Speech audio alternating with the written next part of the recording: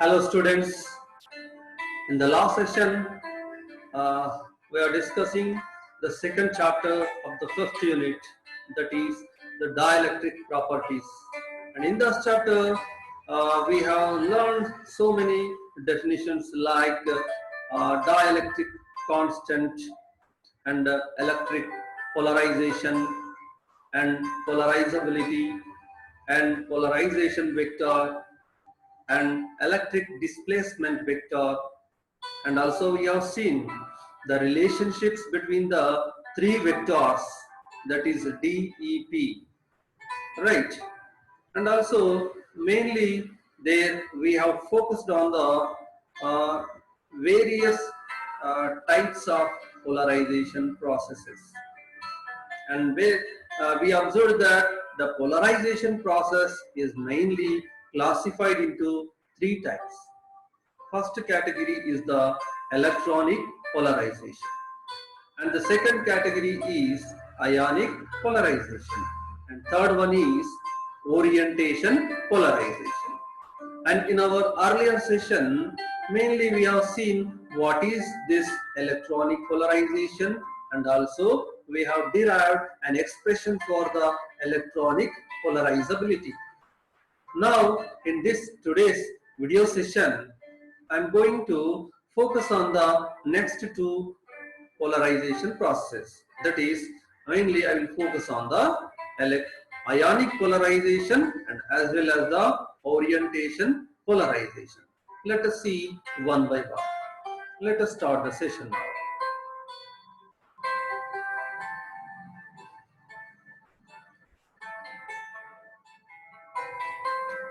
Okay, see, I will use this point, right? First, I will focus on the ionic polarization.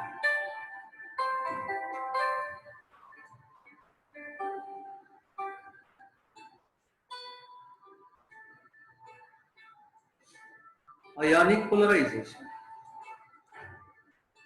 So, ionic polarization mainly will be takes place in ionic solids.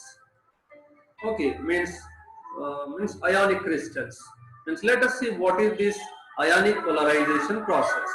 So when an ionic solid is placed inside an electric field, means when an electric field is applied to a particular ionic crystals, what happens? All the cations will shift towards the cathode side and all the anions shift towards the anode side. As a result, what happens? Some electric dipoles are generated. So this phenomena is said to be the ionic polarization phenomena. Okay, so where we found the ionic polarization phenomena, particularly in ionic solids. So how do you define the ionic polarization? The ionic polarization is due to the displacement of cations and anions in opposite directions and occurs in anionic solids. Here you can see the graphical representation. See, this is the situation of ionic polarization when the field is not applied. Okay, and this is the situation of ionic polarization when the field is applied. See, here you will see the cation and the anion. Okay, they are, you can see here.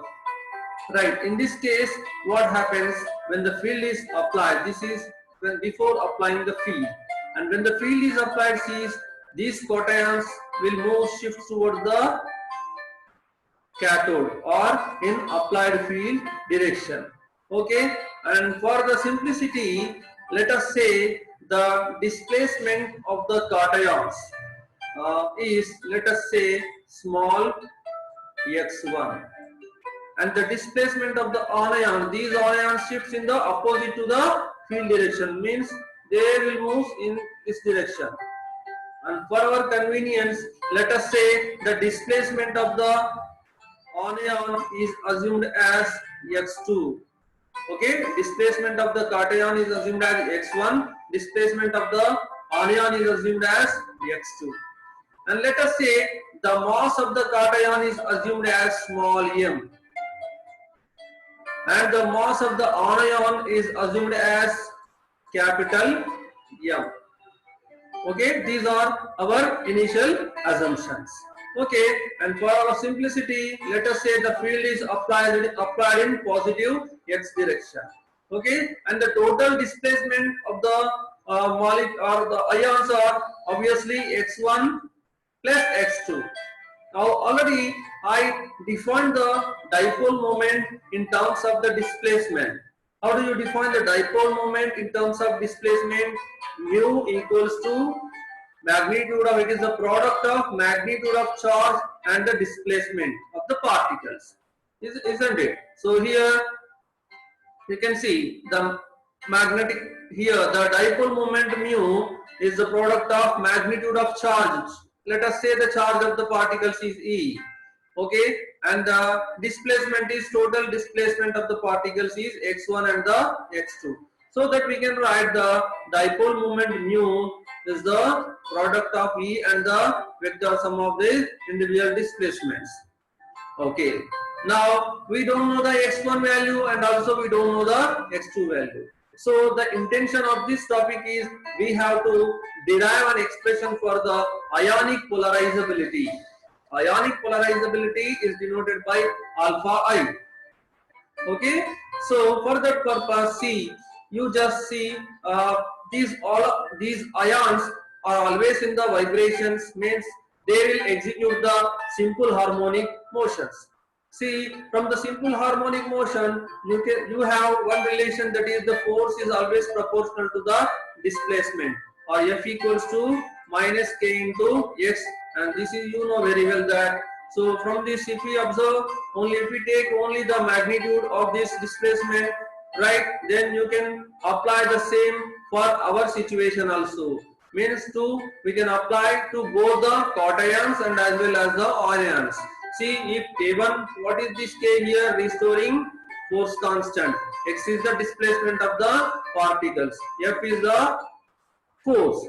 Okay, so F equals to, if you apply the same for the cations, you can write F equals to K1 X1, where X1 is the displacement of the cation as per our initial assumption, and K1 is the force constant of the cation. And we can apply the same for anion also, that is F equals to K2 and X2, where K2 is the force constant of the anion and X2 is the displacement of the anion. Okay, now we can also express both this K1 and K2 in terms of angular frequency omega in this way. Like you can see, K1 equals to omega square m and K2 equals to omega square capital M. Let us see how these equations has come. Okay, if we observe in simple harmonic motion, we have differential equation for the simple harmonic oscillator. What is the differential equation for the simple harmonic oscillator? This one, m into d square x by dt square plus omega square x equals to 0. This is known as the differential equation for the simple harmonic oscillator, and this can also be expressed as d square x by dt square plus k by m into x equals to 0. In this equation, k by m value is omega square. Omega square equals to k by m, and here omega is the angular frequency. Okay, m is the mass. Then obviously one can write k equals to omega square into m. If we apply the same to our cations and anions, see K1 for cations, K1 equals to omega square small m is the mass of the cation, and if we apply the same for the anion, K2 equals to omega square into capital M is the mass of the cation. Okay, now from this equation, we can write F1 equals to K1 x1 or F equals to K1 x1. From this we can write K1 equals to F by x1, like this here. X1 equals to F equals to K1 x1, or x1 equals to f by k1. See, from the definition we have f equals to eq. So q is nothing but the charge of the particle. So that this eq is now replaced by ee here. F is replaced by now ee here. So x1, in this way one can write the x1 equals to E by omega square m. Similarly, one can write the x2 also. X2 is obviously E by omega square capital M.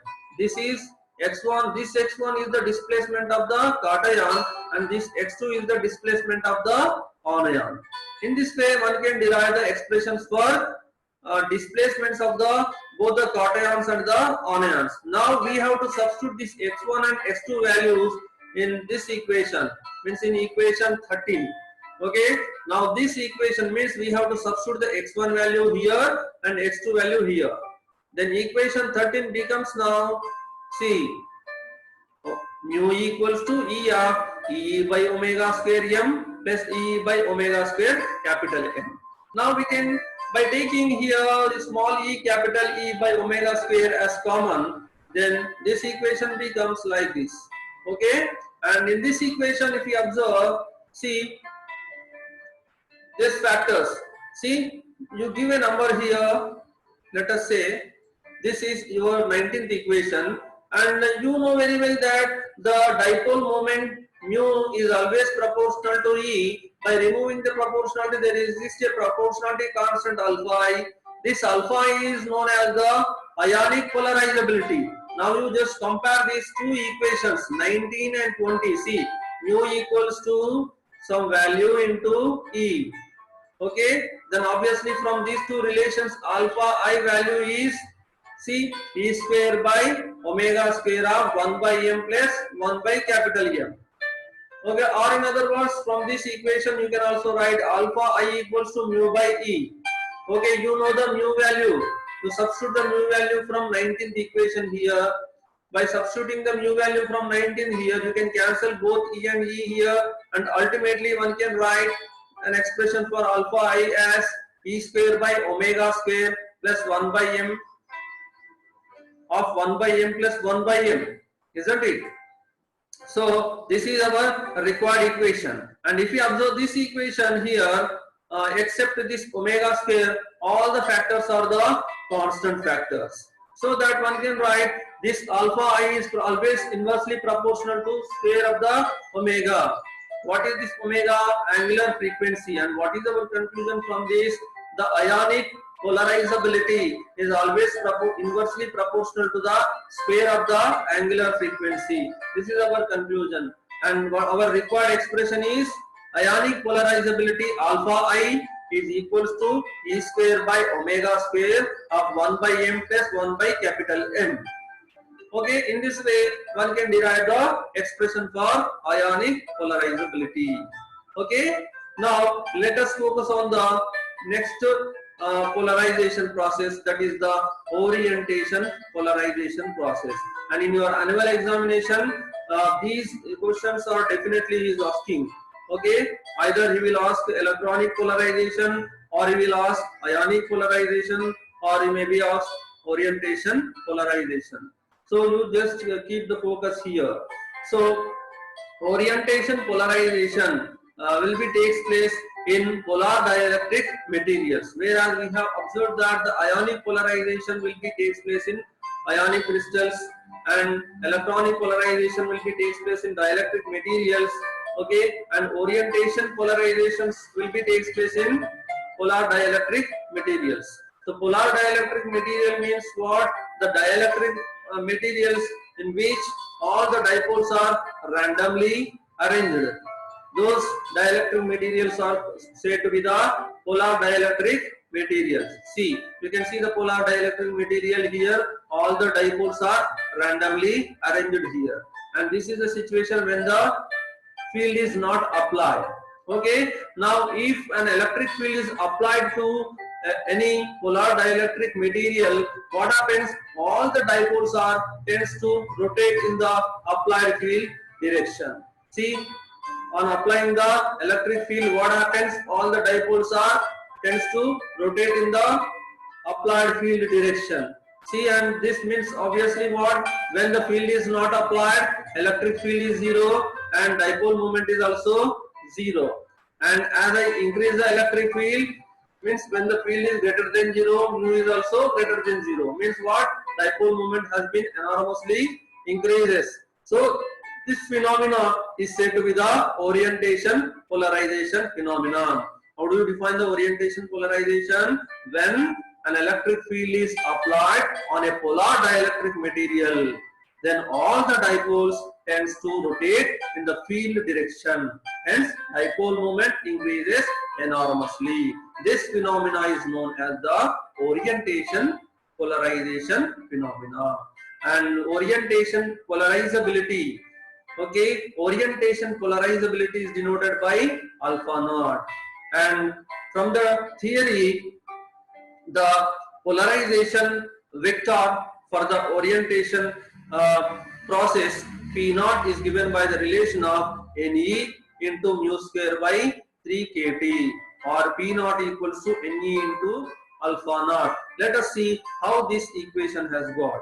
See, from the theory, you have the polarization vector is nothing but it is the product of n and the mu. And also you know that mu is always proportional to E, or mu equals to alpha E. Substituting this mu value in this equation, you will get P equals to n into alpha E. Okay, but for the orientation polarization process, we have to keep suffix O here, like this. P suffix O stands for O stands for orientation. It indicates that it is the orientation polarization. And this alpha is replaced by alpha naught now. Okay, this alpha naught is called as the orientation polarizability. From this equation, one can derive the expression for orientation polarizability alpha naught. Alpha naught is obviously equals to P naught by Ne. P naught by Ne. Or in other words, you just compare this equation, these two relations. See, alpha naught is obviously equals to mu square by 3 kb into T. In this equation, see, this kb is nothing but Boltzmann constant. Mu is the dipole moment. Okay, and from this equation, if you observe this equation, mu is a constant, kb is also constant, T is a variable. From this, you can conclude that this alpha naught is always inversely proportional to the absolute temperature. What is this alpha naught? Alpha naught is the ionic polarizability. Ionic polarizability is always inversely proportional to the absolute temperature. And expression for the orientation polarizability is alpha naught is equals to mu square by 3 kBT or P naught by Ne. From this, one can conclude that orientation polarizability is always inversely proportional to absolute temperature. In this way, one can derive the expressions for electronic, ionic and orientation polarizabilities. Now, let us try to derive an expression for the total polarizability. Okay, we know the expression for electronic polarizability, that is alpha E equals to 4 pi epsilon naught into R cube, and also we know ionic expression for the ionic polarizability, that is alpha I equals to E square by omega square of 1 by m plus 1 by capital M. And just now we have derived an expression for alpha naught, that is alpha naught equals to mu square by 3 into kb into T.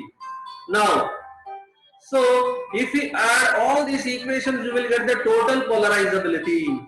Total polarizability is denoted by alpha, which is the vector sum of all the three polarizabilities, that is the ionic, electronic and orientation polarizabilities. So that one can express an ultimate expression for the total polarizability, alpha equals to electronic polarizability 4 pi epsilon naught R cube plus ionic polarizability, that is E square by omega square of 1 by m plus 1 by capital M, plus orientation polarizability, that is mu square by 3 kBT.